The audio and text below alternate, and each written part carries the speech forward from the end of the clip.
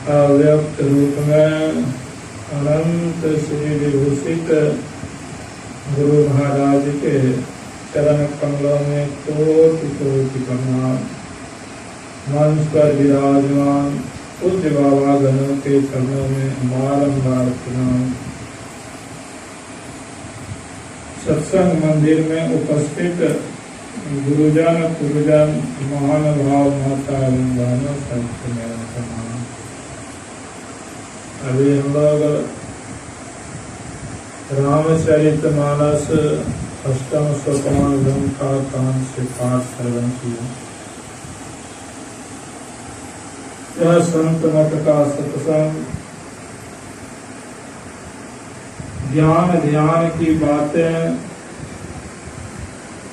सुनने समझने के लिए हम लोग आते हैं। कर्म कर्म से पाठ होता है, उसके आधार पर पूज्य बाबा समझाते हैं। क्यों समझते हैं? तो समझते हैं इसलिए हम मानव में वह सब ज्ञान आ सकता है, करने से वह सब ज्ञान आ सकता है, इसीलिए समझने के लिए आते हैं। कहते हैं देहस्था सर्व विद्यास्त देहस्था सर्व देवता देहस्था सर्व तीर्थानि गुरु वाक्य लभ्यते। यह शरीर में सब विद्या सब तीर्थ सब देवता विराजमान है। उस तरह से संत सदगुरु के शरण में जो जाते हैं, संत सदगुरु से युक्ति लेकर के उसके कहे अनुकूल चलते हैं तो सब ज्ञान पा सकता है, इसमें संशय की बात नहीं। अभी हम लोग सुन रहे थे कि रावण और भगवान राम युद्ध भूमि में खड़े और विभीषण जो है अधीर हो जाते हैं।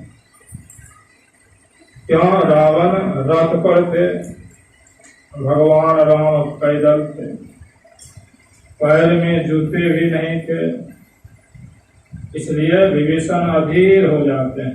ऐसे बलवान शत्रु उसके भाई थे, वे जानते थे कि मेरे भाई बहुत बलवान है। रावण चलते थे तो धरती कांपती, इतना जो है बलवान। लेकिन भगवान राम कहते हैं कि जिस रथ से जीत होती है वह दूसरा ही रथ है।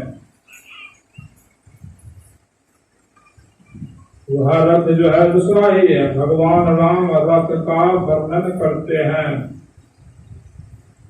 सौरज धीरज तेहि रथ चाका सत्य शील ध्वजा पताका बल विवेक दम परहित घोरे क्षमा कृपा समता रजु जोरे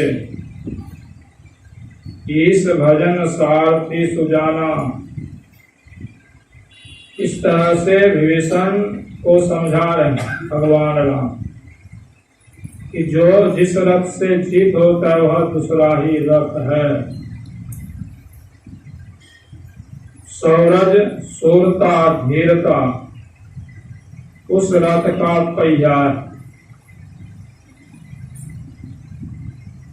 सत्यता मजबूत भुजा है, शीलता जो है पताका है। हम लोग शूरता धीरता जो है कैसे होता है?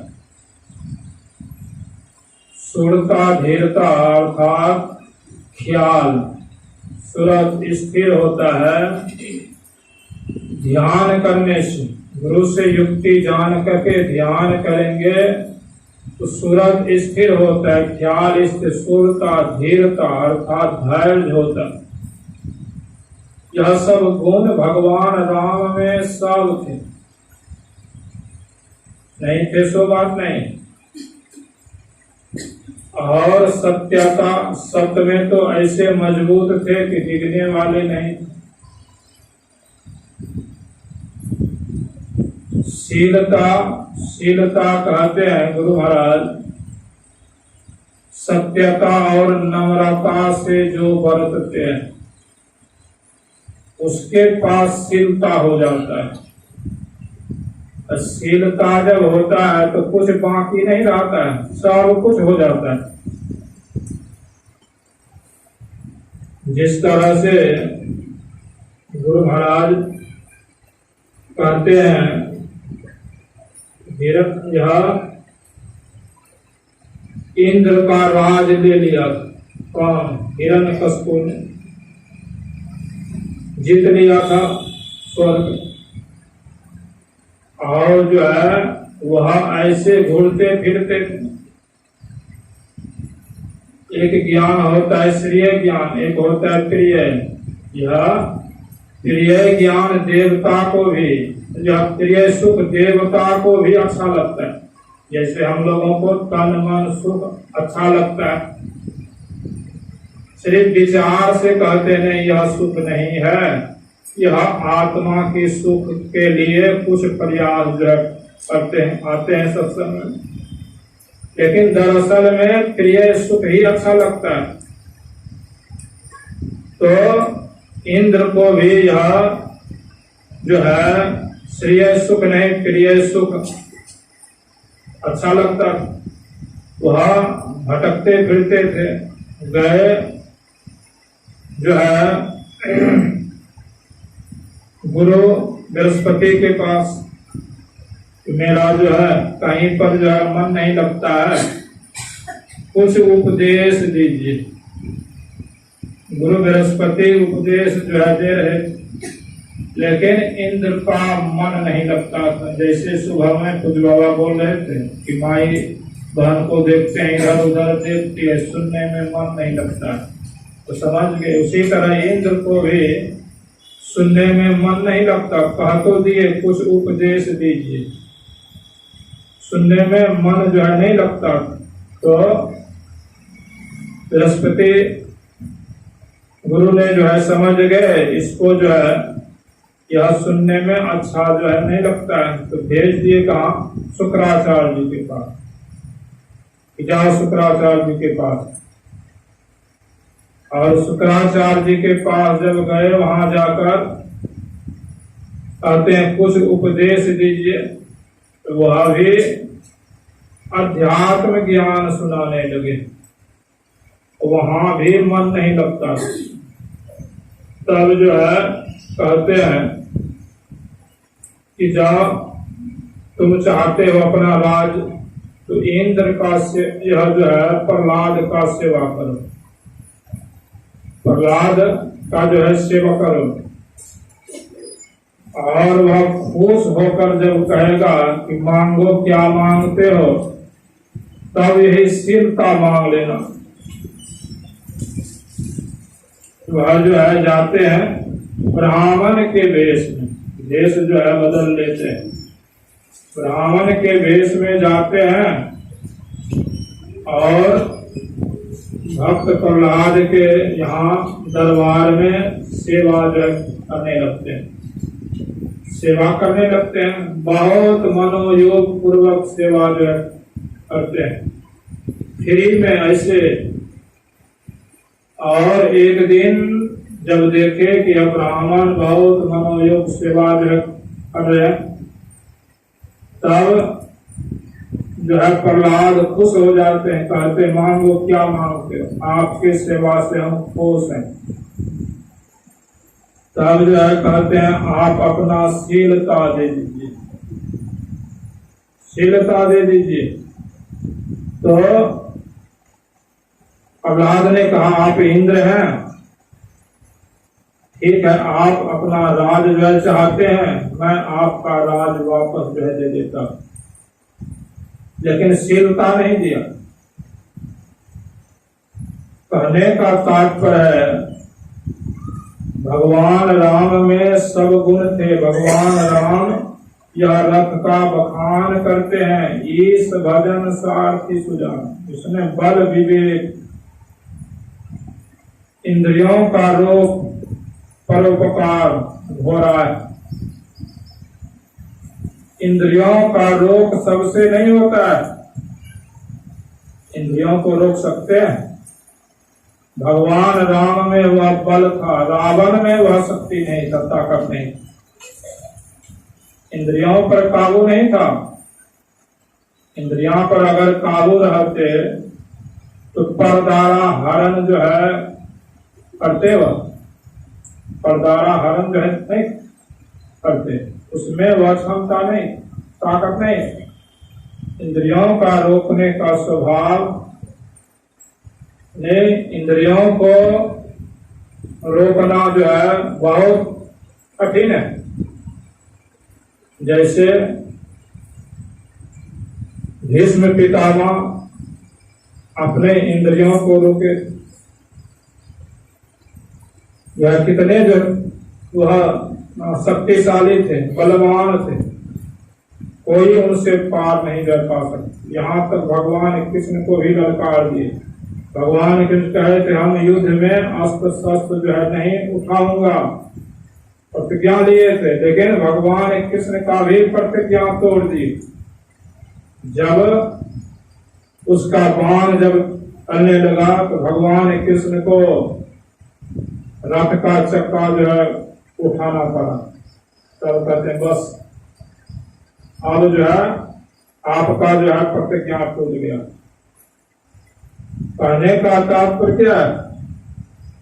ऐसे भगवान राम थे, यह सब गुण उनमें थे। हम लोग भी गुरु महाराज कहे हैं इस इंद्रियों को अगर रोके, कल सुन रहे, छठ दम शील विरति बहुकर्मा निरत निरंतर सज्जन धर्म।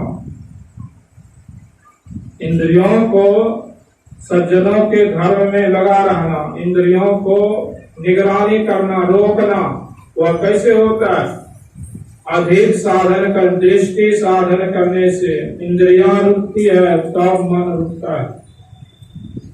इंद्रियों को रोकते रोकते जो है मन फिर यह बाहरी इंद्रियां से विषय को नहीं भोगते हैं, तो अपने मन रुक जाता है। साधन करते करते, साधन करते करते, इसलिए गुरु महाराज कहे आओ वीरो मर्द बनो, अब जेल तुम्हें कद ना होगा। वीर बनने के लिए कहा आओ वीरो मर्द बनो। इंद्रियों को रोकने का स्वभाव, अर्थात इंद्रियों को रोकने के लिए जब तक इंद्रियों को नहीं रोकेंगे तो जो है हम लोगों के अंदर वह बल, वह ताकत जो है नहीं आ सकता है। वह बल ताकत अगर चाहते हैं, हम लोग तप के संबंध में सुनते थे, लेकिन जो है सत्संग योग में तुम्हारे लिखे हैं नौ तपस्तप मिथ्याहुर तपोतम ब्रह्मचर्य।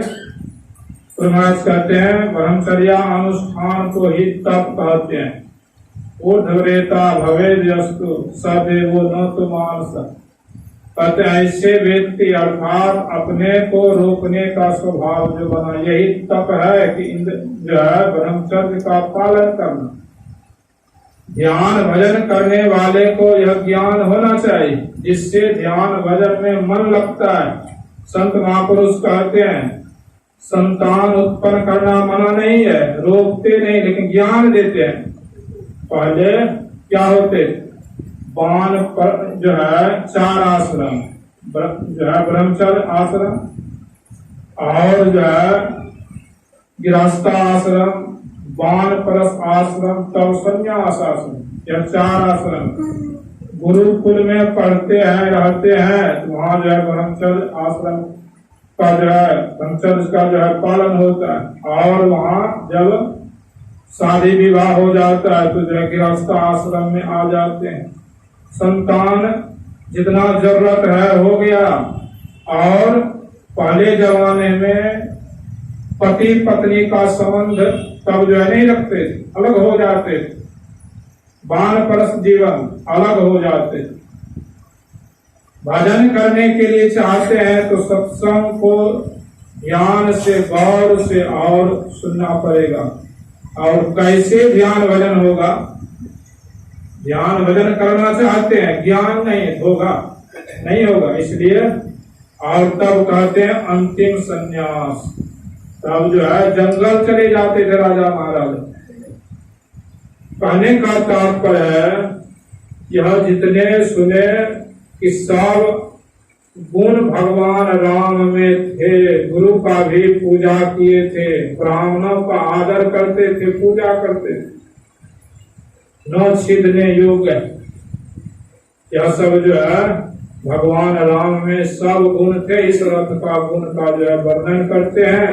ऐसे जो भगवान राम थे जो कि संसार भी शत्रु हो जाए तो उससे पार पाने वाले नहीं, महा अजय संसार रिपु जीत सके सो वीर, भगवान राम कहते हैं ऐसे वीर को कौन जो जीत सकता है।